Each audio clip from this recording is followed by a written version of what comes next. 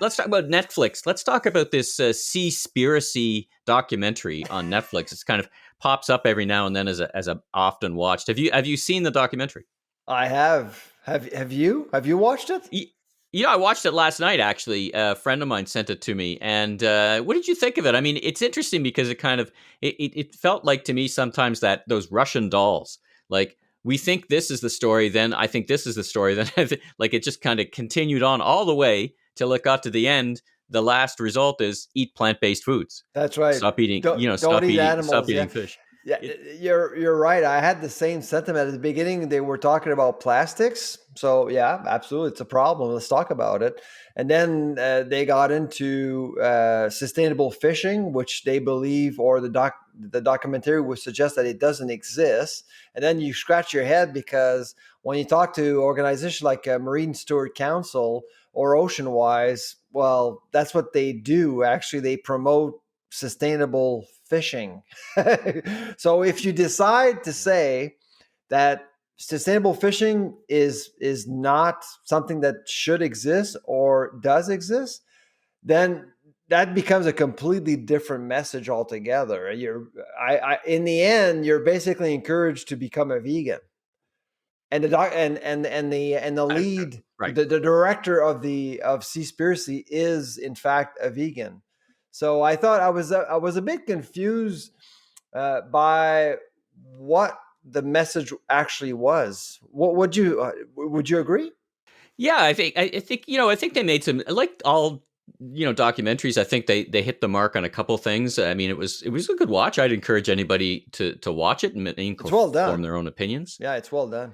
Yeah, it's well done. It's worth watching. Yeah, like it's well put together, and you start thinking one thing, and they interviewed this whaler, and he goes, "Listen, I'm killing a few whales, but you're killing 10,000 chickens." So I mean, it does kind of say, the broaden your lens and just understand the nature of food, and but it was interesting. It came back to plant based, and it's funny. Last night I had a plant based burger, and it was just coincidence. I didn't do it, but I had this plant based burger. It was delicious. I just love it. And by the way, for anyone listening who likes barbecue, I have to talk about my new barbecue, my Yoder pellet smoker. I It don't is think it's just a barbecue. I think it's a project. I tell you, it is a, I'm as listeners may or may not know, I love barbecue. I've got 4 of them now. Maybe I'm over So indexing a little bit. why do you have 4 barbecues? Seriously. Well, yes. Well, each one's a little different. So I have like Your a neighbors standard must Weber. love you. Oh, yeah, the smoke coming out, particularly now, they're all gathering around. Like the neighborhood cats are loving me, I think, a little bit too.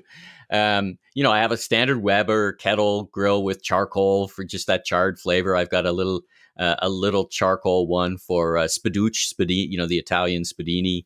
I've got one of those, and then I've got a Crown Verity made in Brantford, Ontario. This kind of the Porsche of barbecues. It's a mass feeding machine. And then what I was missing was I was going to get one of these, these green eggs, or one of these big things. And then I decided to go with this pellet smoker, which infuses the smoke, and it's controlled by Wi-Fi, and it's like 400 pounds, but it's small. Like it's just anyway, it's just fun. Right. So, and everything tastes pretty good on it. Like, so anyway, we, of course, like many Canadians, we spend a lot of time making meals at home. We happen to like it. And so that's why I've got 4. And keep an eye out. I might be just might be starting a YouTube channel, just for fun and all that stuff about That's cooking. But anyway, awesome. And so the next time I'm in Toronto, I got to go and for a visit, and maybe we'll yeah, actually do an episode together. that would be a pile of fun. That would be a pile of fun.